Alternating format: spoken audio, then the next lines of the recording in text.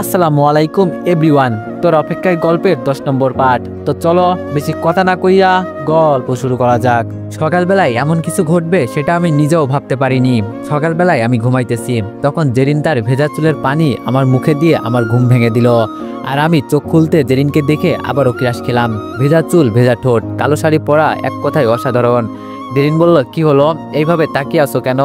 আমি জেরিনের দিকে তাকিয়ে হঠাৎ জেরিনের হাত ধরে টান দিয়ে আমার বুকে টেনে নিয়ে বলতে লাগলাম, তোমাকে না আজ অনেক সুন্দর লাগছে। ভেজা চুল, কালো শাড়ি পরাতে একদম পরীর মতো লাগছে। জেরিন বলল, এই ছাড়ো তো, আর পাম দিতে হবে না, ওঠো, অনেক সকাল হয়েছে, নাস্তা করতে হবে। আমি বললাম, এই তোমাকে এইভাবে দেখে কি আর উঠতে মন চাই, চলো না। আর জেরিন বলল, শয়তান ফাজিল, রাতে ঘুমাতে দেয়নি, আবার এখন বলছে আরেকবার, যাও তাড়াতাড়ি ফ্রেশ হয়ে আসো, আমি নিচে আসি। আমি বললাম, ওই জেরিন আসো না, এটা বলেই তার ঠোঁটে আমার ঠোঁট ডুবিয়ে দিলাম। জেরিন প্রথমে ছাড়তে চাইলেও পরে আমার সাথে রেসপন্স দিতে লাগলো। কিছুক্ষণ যেতে আমি ছেড়ে দিয়ে বললাম, যাও নিচে যাও, তোমার ভেজা ঠোঁট দেখে নিজেকে ধরে রাখতে পারিনি, ইচ্ছে করছিল তাই দিয়ে দিলাম। এই বলে আমি ফ্রেশ হতে গেলাম। আর জেরিন একটা মুচকি হাসি দিয়ে নিচে গিয়ে আম্মু আর আপুর সাথে রান্নাঘরে কাজ করতে লাগলো। আমি ফ্রেশ হয়ে নিচে গিয়ে দুলাভাই আর মামুনের পাশে গিয়ে বসলাম। মামুন বলল, তা বিড়াল মারছোস? আমি বললাম, না রে, ঘরে অনেক খুঁজেছি কিন্তু পাইনি। মামুন বলল, হালা আমি সেই বিড়ালের কথা বলছি নাকি? আমি বললাম, তাইলে? দুলাভাই বলল, আরে মামুন বাদ দাও। আচ্ছা শালা বাবু, কাল রাত কেমন কাটলো? আমি লজ্জা পেয়ে, দূর দুলাভাই, এইসব কি বলেন আপনি, তা আপনার রাত কেমন কাটলো? দুলাভাই বলল, আর কেমন কাটবে, তুমি যেই পেঁয়াজ লাগাই দিছো না, পরে নিচে ঘুমাইতে হয়েছে। এটা শুনে আমি আর মামুন হাসতে লাগলাম। আমি বললাম, বলছিলাম না আমারও টাইম আসবে, আর লাগবা আমার সাথে। আপু বলল, কিরে তোরা কি ফুসুর ফুসুর করতেছিস, আমাদেরও বল। আমি বললাম, আরে না আপু, তেমন কিছু না, খালি দুলাভাই বলছে তুমি নাকি দুলাভাই। আর বলতে না দিয়ে দুলাভাই আমার মুখ চেপে ধরল। তারপর দুলাভাই আমার কানে কানে বলল, ভাই আমারে আর বাইশ দিস না, অনেক ক্ষেপে আছে। আপু বলল, ওই তুমি ওকে ওইভাবে ধরে রাখছো কেন, ছাড়ো বলছি ছাড়ো।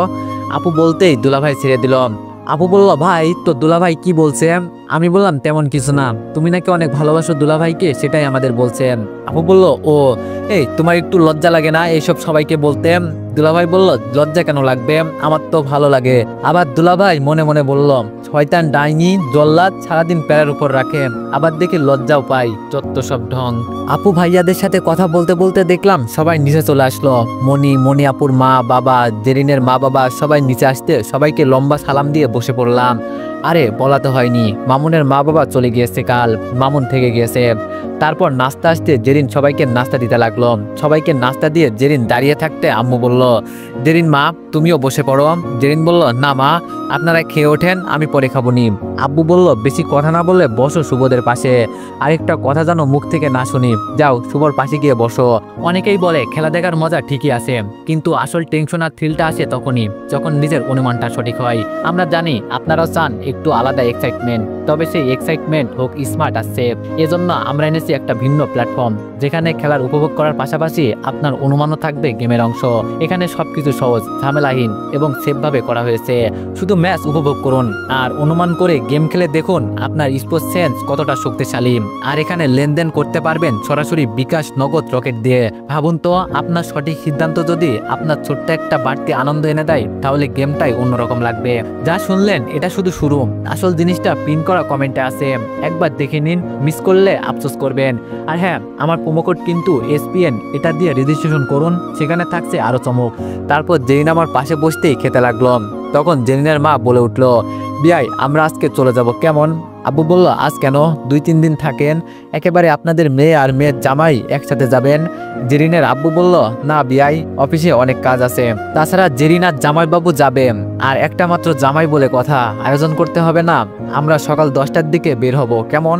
আম্মু বলল, কি যে বলেন, সবাই একসাথে যাবেন, ভালো হবে। আমি বললাম, কি বলেন, আজকে যাবেন মানে?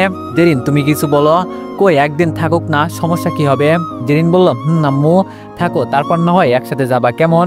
জেরিনের আম্মু বলল, না মা, কেমন একটা লাগে, আমাদের আজকে যেতে হবে, অনেক কাজ পড়ে আছে বাড়িতে, তাছাড়া তোর আব্বু বলছে অফিসে অনেক কাজ বাকি আছে, আজকে যেতে হবে। আব্বু বলল, আচ্ছা আপনাদের খুশি, এত বললাম থাকলেন না, কিন্তু অনুষ্ঠান করার সময় অনেক দিন থাকতে হবে। জেরিনের আব্বু বলল, আচ্ছা থাকবনি। তারপর সবাই নাস্তা শেষ করলাম, আমি নাস্তা শেষ করে রুমে চলে গেলাম। এইদিকে জেরিন আম্মুর সাথে কাজ করছে, আর আপুরা সবাই ব্যাগ গুছাতে ব্যস্ত, কারণ এখন 8:30 বাজে। আমি রুম থেকে বের হয়ে গেলাম ছাদে, কারণ ওখানে মামুন এবং দুলাভাই আছে। আমি গিয়ে তাদের সাথে আড্ডা দিতে লাগলাম। তারপর মামুন দুলাভাইয়ের সাথে অনেকক্ষণ আড্ডা দিতে আপু নিচ থেকে দুলাভাইকে ডাকছে, আর তারা নাকি চলে যাবে, তাই আপুর রুমে ডাকছে। দুলাভাই বলল, শুভ, মামুন তোদের অনেক মিস করব, যেতে মন চাইছে না, কিন্তু কি করব, সবাই চলে যাচ্ছে, তাই যাচ্ছি, ভালো থেকো। আমি বললাম, আরে দুলাভাই কি যে কন, মিস কেন করবেন, আমরা আবার যাচ্ছি তো ওখানে 2-1 দিন পর। দুলাভাই বললাম, আচ্ছা তাহলে তাড়াতাড়ি আসিও কেমন। তখন মনি এসে বলল, ভাইয়া তোমাকে ভাবির রুমে ডাকছে, যাও। মনির কথা শুনে রাসেল ভাই চলে গেল, আর মনি মামুনকে কিছু বলবে, তাই আমিও নিচে চলে আসলাম। নিচে এসে শ্বশুর শাশুড়ি আপুর শ্বশুর শাশুড়ির সাথে কথা বলতে লাগলাম। তারপর সবাই নিচে আসতে আমি আম্মু আর জেরিনের রান্নাঘর থেকে ডাক দিয়ে নিয়ে আসলাম। তারপর সবাই মিলে বিদায় দিতে বাড়ির বাইরে গেলাম। সবাই গাড়িতে উঠে গেল, এখন শ্বশুর আব্বু আমাকে কিছু কথা বলবে। শ্বশুর আব্বু বললাম, বাবা মেয়েটা অনেক রাগী, কিন্তু মনটা অনেক ভালো, আমি কখনো আমার মেয়েকে কষ্ট দিইনি, তুমি বাবা আমার মেয়েটাকে দেখে রাখিও। আমি বললাম, আরে বাবা আপনি চিন্তা করবেন না, আমি জেরিনকে নিজের মেয়ে টুকু নিজের বউ মনে করে আমার জীবন সঙ্গিনী হিসাবে বেছে নিয়েছি, তাই আমি তাকে কখনো কষ্ট দিব না। শ্বশুর আব্বু বলল, আচ্ছা বাবা ভালো থাকিও, তোমাকে আমার মেয়েটাকে দিয়ে গেলাম, দেখে রাখিও। এই বলে গাড়িতে উঠে সবাই চলে যেতে লাগলো। তারপর আম্মু আব্বু জেরিন বাসায় চলে গেল, আর আমি আর মামুন একটা চায়ের দোকানে বসে আমি বললাম, কিরে মামুন তোমার পাখি তো চলে গেল, তাইলে এখন কি করবা? মামুন বলল, কি আর করমু, ঘরের প্যারা থেকে বাঁচমু, আগে ঘরে থাকলে শুধু প্যারা দিত। আমি বললাম, তা তোকে সাদে কি বলল?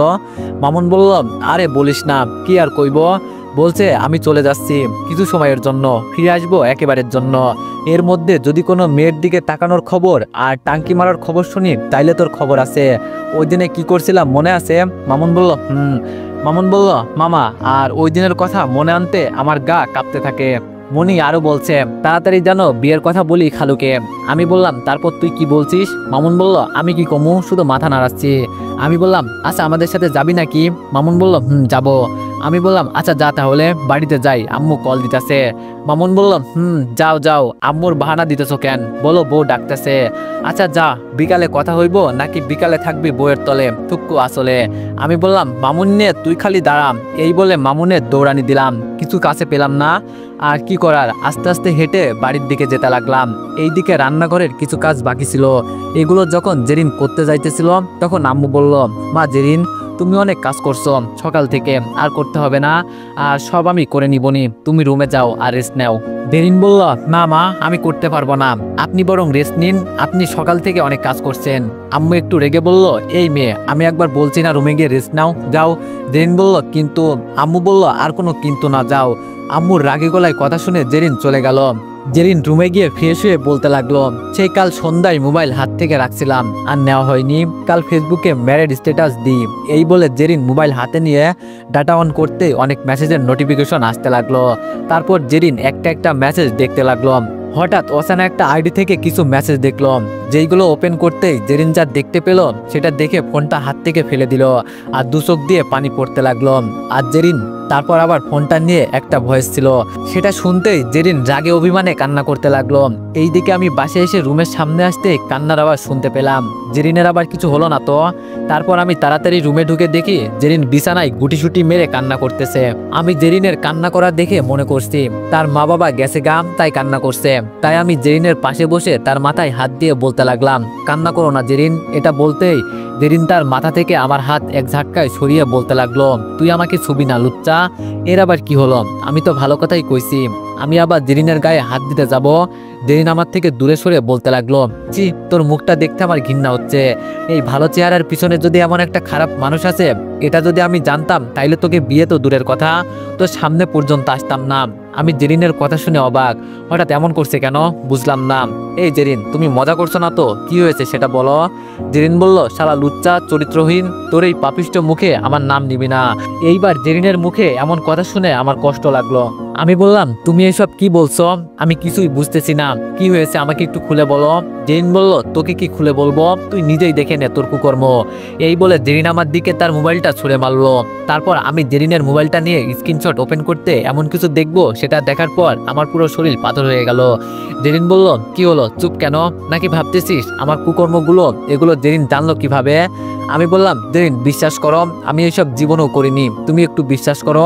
এই বলে জেরিনের হাত ধরলাম। ঠাস ঠাস করে জেরিন আমার গালে থাপ্পড় দিয়ে বলল, ওই কুত্তা, তোকে একবার মানা করছি না, আমি তোর এই নষ্ট শরীর দিয়ে আমাকে ছবি না। আমি গালে হাত দিয়ে বললাম, জেরিন আমাকে একটু বিশ্বাস করো, আমি এমন সব করিনি। জেরিন একটু হেসে বলল, কি করিসনি তুই? যেইখানে 2 বছর ওই মেয়ের সাথে রিলেশন করেছিস সেইখানে ফিজিক্যাল সম্পর্ক করিসনি, এটা আমি অবিশ্বাস করব? তাও আবার এরকম ভিডিও আর ভয়েস শুনে? আমি বললাম, জেরিন আমার একটা কথা শুনবে? জেরিন বলল, তোর আমি কোনো কথাই শুনবো না, তুই এখন আমার চোখের সামনে থেকে যা বলছি, তোকে দেখলে আবার মাথা গরম হয়ে যাচ্ছে। আমি বললাম, একটা কথা। এটা বলার সুযোগ না দিয়ে আমার হাত ধরে দরজার বাইরে আমাকে ধাক্কা দিয়ে বাইর করে দিয়ে দরজা বন্ধ করে দিল। আমি জেরিনের এমন ব্যবহার দেখে যত কষ্ট না পাচ্ছি, তার থেকে ভিডিওটা দেখে আমার কষ্ট হচ্ছে।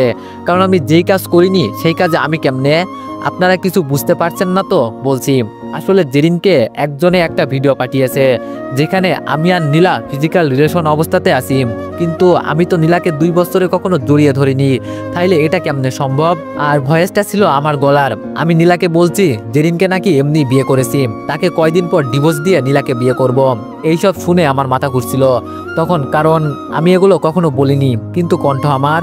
এইসব দেখে আমি বুঝতে পারছি এটা কার কাজ। তারপর আমি রাগে অভিমানে দুপুরে খাবার না খেয়ে বাসা থেকে বের হয়ে গেলাম, কারণ জেরিন আমাকে ভালোবাসে আর জেরিন আমার একটা কথাও শুনতে চাইছে না।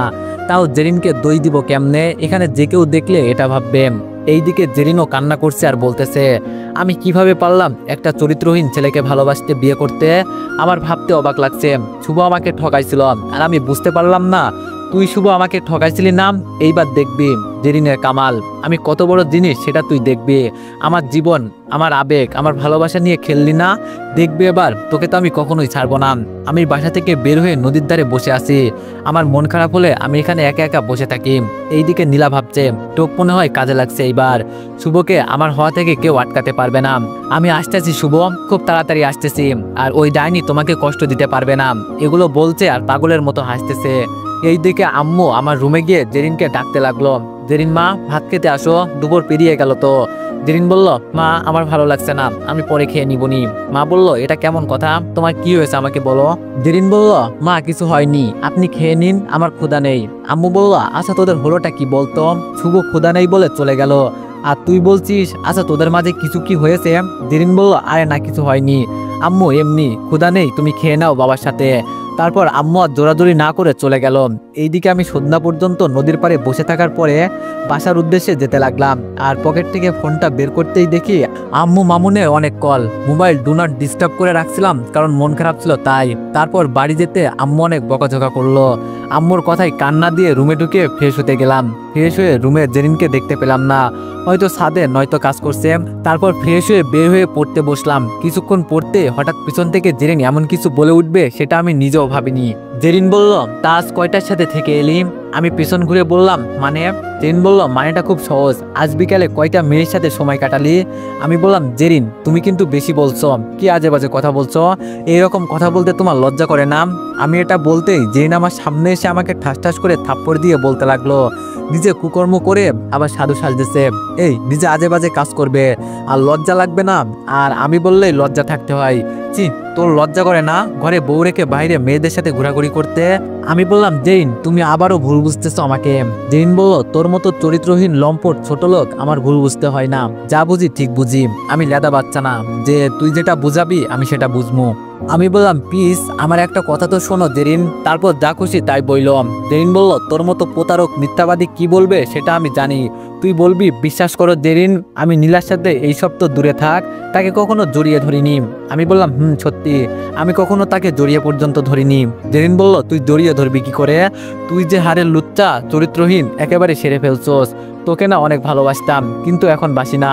তোর এই ইনোসেন্ট চেহারার পিছনে যেই চেহারা লুকিয়েছিল সেই চেহারা যদি আমি না দেখতাম তাহলে হয়তো আমার মতো অনেক মেয়ের জীবন নষ্ট হয়ে যেত। আমি বললাম, জেরিন বিশ্বাস করো, আমি শুধু তোমাকে ভালোবাসি, আর এইসব মিথ্যা তোমাকে কেমন করে বুঝাবো আমি নিজে ভাবতে পারতেছি না। জেরিন ঠাস ঠাস করে চড় দিয়ে বলল, এই কুত্তা, তোর এই পাপি মুখে ভালোবাসার কথা মানাই না, বুঝলি?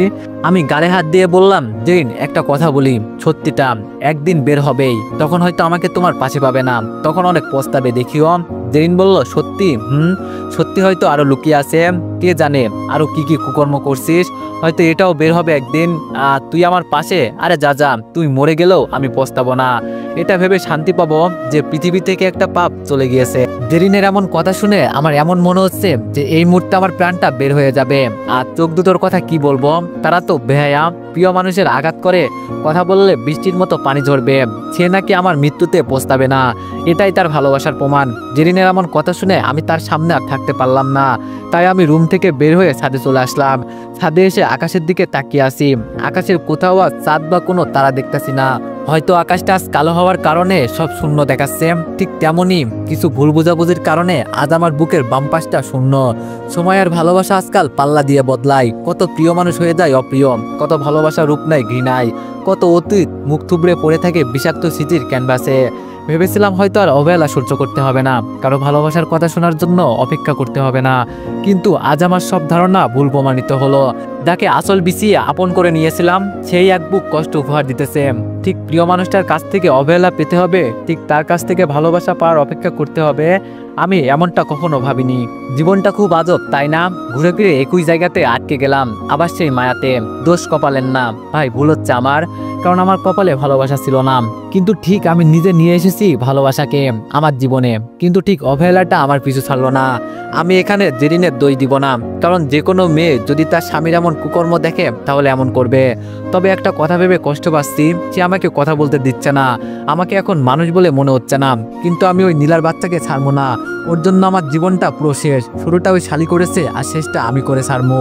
আমি জানি ওই নীলার বাচ্চা এখন আমারে ভালোবাসে না, এখনো আমার কাছ থেকে প্রতিশোধ নিতে এমন করছে, তার কারণ আমি তাকে ফিরিয়ে দিয়েছি। তাই এইভাবে আরো অনেক কিছু ভাবতেছি। তখন আম্মু খাবার খেতে ডাক দিল, আমি নিচে গিয়ে খাবার খেতে গেলাম। তারপর আব্বু আম্মুর সাথে কিছু কথা বলতে বলতে খেতে লাগলাম। খাওয়া শেষ করে আমি আমার মতো রুমে এসে বিছানায় শুয়ে ফোন টিপতেছিলাম। কিছুক্ষণ পর জেরিন এসে বিছানার পাশে দাঁড়িয়ে বলতে লাগলো, আমি ঘুমাবো। আমি বললাম, তা ঘুমাও, কে মানা করছে, অনেক তো জায়গা আছে, তাই না? জেরিন বলল, আমি ঘুমাবো, কিন্তু তোর মতো চরিত্রহীন ছেলের সাথে না, তাই বলছি আমি ঘুমাবো। আমি বললাম, ও তুমি খাটে ঘুমাও, আমি সোফায় ঘুমাচ্ছি। আজ সকাল পর্যন্ত তার প্রিয় ছিলাম, আর এখন একটা ঘৃণার পাত্র। আমি চাইলে বলতে পারতাম আমার রুম, আমি এখানে ঘুমাবো, কিন্তু না, কারণ আমি জেরিনের বাবাকে কথা দিয়েছি তাকে কখনো কষ্ট পেতে দিব না, কিন্তু সে নিজে পেলে তো কিছু করার নাই। তারপর আমি বালিশ নিয়ে সোফায় চলে যাচ্ছি, এমন সময় জেরিন বলে উঠল, এই শোন, তোকে একটা কথা বলি। তারপর আমি দাঁড়িয়ে জেরিনের দিকে ফিরে বলতে লাগলাম, বলো। জেরিন বলল, আচ্ছা তুই কি চাস তোর এই ভালো কর্মকাণ্ডগুলো তোর বাবা মা জানুক? আমি একটু ভয় পেয়ে গেলাম, কারণ জেরিন বলে দিছে নাকি, তাইলে আমি তো পুরো শেষ, আব্বু আম্মুর সামনে মুখ দেখাতে পারবো না আমি বললাম, না তাই না। জেরিন বলল, গুড, তাইলে তুই যদি চাস তোর এই কথাগুলো তোর বাবা মার কানে না যাক, তাহলে তুই আমার কথা মতো কাজ করবি, কেমন? আমি যেটা বলবো সেটা করবি, কি রাজি? তার মানে জেরিন বলেনি এখনো, এটা ভেবে মুখে হাসি ফুটল। তারপর বললাম, আমি রাজি, কিন্তু মা বাবা জানো এইগুলো না জানে, আমি প্রমাণ করে দিব এইগুলো সব মিথ্যা। জেরিন বলল, সত্যিকে কি আর মিথ্যা বানাবি তুই? যাই হোক, তাহলে আমার কথা শোন। প্রথমত তুই আমাকে তুমি বলে বা নাম ধরে ডাকতে পারবি না। আমি বললাম, তাইলে কি ডাকবো? জেরিন বলল, ম্যাম বলে ডাকবি, আর সবার সামনে নাম ধরে ডাকবি, শুধু একা থাকলে, বুঝলি? আর দ্বিতীয়ত, যারা এখনো জানে না তোর আর আমার বিয়ে হয়েছে, তাদের আর বলবি না যে আমরা স্বামী স্ত্রী, তুই রাজি কিনা বল। আমি মনে মনে একটু হেসে বললাম, সুযোগে সবাই সদ্ব্যবহার করে, যেহেতু আপনি বলছেন তাতে আমার কিছু বলার নেই। জেরিন বলল, যেহেতু আমি তোকে আজ থেকে স্বামী হিসাবে মানি না, সেহেতু বাইরে আমি কি করব না করব এতে তুই কোনো নাক গলাবি না, আর তুই আমাকে ডিভোর্সের কথা তো ভুলেও মুখে আনবি না, কারণ আমি তোকে ডিভোর্স দিব না। কি তুই আমার সব কথাতে রাজি?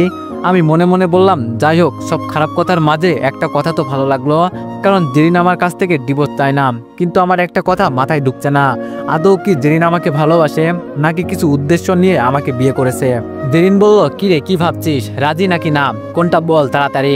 আমি কোনো কিছু না ভেবে রাজি হয়ে গেলাম। জেরিন বলল, গুড বয়, তাহলে বালিশটা সোফায় রেখে খাটে আয়। এটা বলেই জেরিন বিছানায় শুয়ে পড়ল। আমি জেরিনের কথা মতো বালিশটা রেখে খাটে গিয়ে তার পাশে বসলাম। তার পাশে বসতেই আমার গালে গালে একটা থাপ্পড় দিয়ে বলতে লাগলো, ওই লুচ্চা, তোকে আমার পাশে বসতে বলেছি। আমি বললাম না, কিন্তু খাটে আসতে তো বললেন। জেরিন আবার একটা থাপ্পড় দিয়ে বলতে লাগলো, কুত্তা চরিত্রহীন, খালি বদমতলব থাকে মাথায়, তাই না? বাইরে নষ্টামি করেও কি মন ভরে না? জেরিনের এমন কথা শুনে ইচ্ছে করছে মরে যেতে। জেরিন বলল, হয়েছে হয়েছে, আর ন্যাকামো না করে আমার পা একটু টিপে দিত, অনেক ব্যথা করছে। জেরিনের এমন কথা শুনে আমি কিছু বললাম না, কারণ স্বামী বইয়ের পা টিপতেই পারে, কিন্তু তার আগের কথাগুলো আমার বুকে একদম তীরের মতো গিয়ে লাগছে। আমি বললাম, আচ্ছা আমি মানি, এই চরিত্রহীন লোক যদি আপনার পা ধরি তাহলে তো আপনার সম্মান নষ্ট হবে, তাই না? কারণ আপনি তো আমাকে বলছেন চরিত্রহীনের সাথে এক বিছানায় থাকতে পারবেন না, তাইলে? এটা বলতেই জেরিন শোয়া থেকে উঠে আমার গালে আবার 2টা থাপ্পড় মারলো। তার থাপ্পড় খেতে খেতে আজ আমার গালের অবস্থা টাইট। জেরিন বলল, এই ছোট লোক লম্পট কোথাকার, তোর তো সাহস কম না আমার মুখে মুখে তর্ক করিস? তোকে যেটা বলছি সেটা কর, আর এটার সাথে বিছানা শেয়ারের সাথে মিলাস না, বুঝলি? তুই একটা চরিত্রহীন লম্পট বগাটে লুচ্চা, তোর বিশ্বাস নাই, সুযোগ পেয়ে কি না করে ফেলিস। নে কথা না বলে এখন কাজ শুরু কর। জেরিন শুধু আমাকে যে কথাগুলো বলছে তখন আমি তার দিকে তাকিয়েছিলাম। আমি দেখতে পাচ্ছি জেরিনের মনে আমার জন্য কোনো জায়গা নেই, আছে শুধু ঘৃণা। তার প্রতিটা কথা আমার বুকে তীরের মতো বিচ্ছে, তার এক একটা কথায় আমার হৃদয় এক এক টুকরো হচ্ছে। জেরিন বলল, কিরে, এখনো মেয়ে মানুষের মতো দাঁড়িয়ে নেকামি করবি নাকি পা টিপবি? জেরিনের কথায় আমি আর দাঁড়িয়ে না থেকে আমি জেরিনের পা টিপতে শুরু করলাম। কিছুক্ষণ পা টিপতে আমার ঘুম পেতে লাগলো, তাই ঝিমোচ্ছিলাম। এতে জেরিন চেঁচিয়ে উঠলো, কিরে কুত্তা, না ঘুমিয়ে ঠিক মতো পা টেপ, না হয় এক লাথি মেরে খাট থেকে ফেলে দিব। জেরিনের কথায় আমি আবার ঠিক মতো মাথা ঝাটকা দিয়ে আবার পা টিপতে লাগলাম। এইভাবে জেরিনের পা টিপতে টিপতে কখন যে জেরিনের পায়ের উপর মাথা রেখে ঘুমিয়ে গেলাম নিজেও বলতে পারবো না। কথা ছিল জেরিন আমার বুকে মাথা রেখে সবসময় ঘুমাবে, কিন্তু একদিন যেতে না যেতেই আমি তার পায়ের উপর মাথা রেখে ঘুমাচ্ছি। জেরিন আমার দিকে তাকিয়ে বলল, ইস, ছেলেটা ঘুমন্ত অবস্থাতে অনেক ইনোসেন্ট, নিষ্পাপ লাগে। তখনই আমার করা কাজগুলোর কথা মনে পড়তেই জেরিনের মাথা গরম হয়ে গেল, আর আমার মাথা চুলগুলো ধরে টান দিয়ে তার পা থেকে আমার মাথা সরিয়ে নিল আর আমাকে নিচে ফেলে দিল। এইদিকে আমি মনের সুখে ঘুমাইতেছিলাম, হঠাৎ কেউ আমাকে চুল টান দিয়ে খাট থেকে নিচে ফেলে দিল। আমি ঘুম ঘুম চোখে বলতে লাগলাম, কে আমাকে এইভাবে ফেলে দিল? তখন জেরিন খাট থেকে নেমে আমার গালে থাপ্পড় দিতে আমার সব ঘুম চলে গেল। জেরিন বলল, এই কুত্তা, তোর সাহস কি করে হলো আমার পায়ে মাথা রেখে ঘুমানোর? আমি গালে হাত দিয়ে বলতে লাগলাম, আসলে আমি বুঝতে পারিনি, পা টিপতে টিপতে কখন যে ঘুমিয়ে গেছি বলতে পারবো না। জেরিন বলল, বুঝি, তোর মতো লুচ্চার মনে কি চলে, শালা লুচ্চা কোথাকার। তোদের মতো কিছু ছেলে লুচ্চামি কখনো যাবে না, যতই অপমান করি না কেন। এটা বলেই জেরিন ওয়াশরুমে চলে গেল। আর এইদিকে জেরিনের কথাগুলো শুনে আমার চোখ দিয়ে অনবরত পানি পড়তে লাগলো। সামান্য মাথা রেখে ঘুমিয়েছি, এতে এত কিছু? আমি তো আর পরপুরুষ না, আমি তো তার স্বামী। এইদিকে জেরিন ফ্রেশ হতে হতে বলতে লাগলো, চান্দু, সবে তো মাত্র শুরু, সামনে আরো কত কি যে তোমাকে সহ্য করতে হবে। আমাকে ধোকা দেওয়া, তাই না? দেখো আগে আগে হতা হ্যায় ক্যা। এইদিকে আমি দাঁড়িয়ে দাঁড়িয়ে মনে মনে বলতে লাগলাম, কিছু মিথ্যা অভিযোগের জন্য আজ আমাকে এমন অবহেলা করছো জেরিন। একদিনেই অবহেলা করার মানুষ থাকবে না, তখন হাজার খুঁজেও এই লুচ্চাকে আর পাবে না। একটু পর জেরিন ওয়াশরুম থেকে বের হতে আমি কিছু না বলে ওয়াশরুমে যেতে লাগলাম। তখন জেরিন বলতে লাগলো, এই শোন, ওয়াশরুমে কিছু ভেজা কাপড় আছে, ওগুলো ভালোভাবে ধুয়ে রাখবি। আমি আচ্ছা বলে ওয়াশরুমে চলে গেলাম। এখন আপনারা বলতে পারেন আমি কিছু বলতেছি না কেন? প্রথমত, বইয়ের কাপড় ধোয়া কোনো অপরাধ না। দ্বিতীয়ত, কাল আমাকে কিছু সত্য দিয়েছে, যদি আমি তার কথা না শুনি তাইলে সে আমার মিথ্যা অভিযোগগুলো বাবা মাকে বলে দিবে, তাই আমি নীরবে সব সহ্য করে যাব। তারপর আমি জেরিনের কাপড় ধুয়ে এবং নিজে ফ্রেশ হয়ে রেডি হয়ে গেলাম, কারণ আজ কলেজে যাব। তারপর নিচে গেলাম নাস্তা করতে। বসতে আব্বু বলে উঠলো, কিরে, তোর গাল এত লাল হয়ে আছে কেন? আব্বুর এমন কথা শুনে আমি কিছুটা ভয় পেয়ে গেলাম। তারপর বলতে লাগলাম, আব্বু, মানে। আব্বু বলল, কিরে, এত মানে কেন করছিস? আমি বললাম, আরে আব্বু, রুমে অনেক বড় বড় মশা ছিল, এগুলো রাতে অনেক কামড় দিছে, তাই মশা মারতে গাল লাল হয়ে গেছে। আমার কথা শুনে আব্বু কিছুটা মুচকে হাসি দিয়ে নাস্তা করতে লাগলো। আমি তো আব্বুর হাসির কারণ বুঝলাম না, আপনারা বুঝলে বলবেন। ওই মিয়া, আপনাদের কি একটা কমেন্ট করতে সারা বছর লাগে? তাড়াতাড়ি একটা কমেন্ট করে যাবেন। তারপর আমি আমার মতো নাস্তা করে টেবিল থেকে উঠে যখন বের হতে যাব, তখন আম্মু বলল, কিরে, কোথায় যাস? আমি বললাম, কলেজে। আম্মু বলল, সবে মাত্র বিয়ে করলি, বৌমাকে সময় দিবি, তা না করে কলেজে যাস? আমি মনে মনে বললাম, তোমার বৌমা আমাকে সহ্য করতে পারে না। আমি বললাম, মা, আমার অনেক গুরুত্বপূর্ণ ক্লাস আছে, তাই যেতে হবে। তখনই জেরিন বলে উঠলো, মা, ওকে যেতে দাও, ওর তো অনেক গুরুত্বপূর্ণ ক্লাস আছে, না করলে ওনার তো দিন যাবে না, যেতে দিন। জেরিনের এমন কথার মানে আমি বুঝতে পারছি। আম্মু বলল, জেরিন বলছে তাই যেতে দিলাম, নয়তো। আমি আর আম্মুর কথা না শুনে বাসা থেকে বের হয়ে রিক্সা নিয়ে কলেজে চলে আসলাম। কলেজে ঢুকতেই কোথা থেকে নীলা আমার সামনে এসে বলতে লাগলো, কেমন আছো? এইদিকে এই মেয়েটার দেখে আমার মাথায় রক্ত উঠে যাচ্ছে। আমি নিজেকে কন্ট্রোল করে গজগজ করে বলতে লাগলাম, ভালো আছি। নীলা বলল, কিন্তু আমি বুঝতে পারছি তুমি ভালো নেই। ইস দেখো, ওই ডাইনিটা তোমাকে মেরে পুরো গালটা লাল করে দিছে। দেখি কাছে আসো, আমি একটু আদর করে দিই, তুমি ভালো হয়ে যাবে। এটা বলতে নীলা আমার গালে হাত দিতে যাবে এমন সময়। তো এভরিওয়ান, নেক্সট পার্টের জন্য সবাই একটু অপেক্ষা করো, আর সবাই একটু বেশি বেশি লাইক আর কমেন্ট করে দিও। ধন্যবাদ।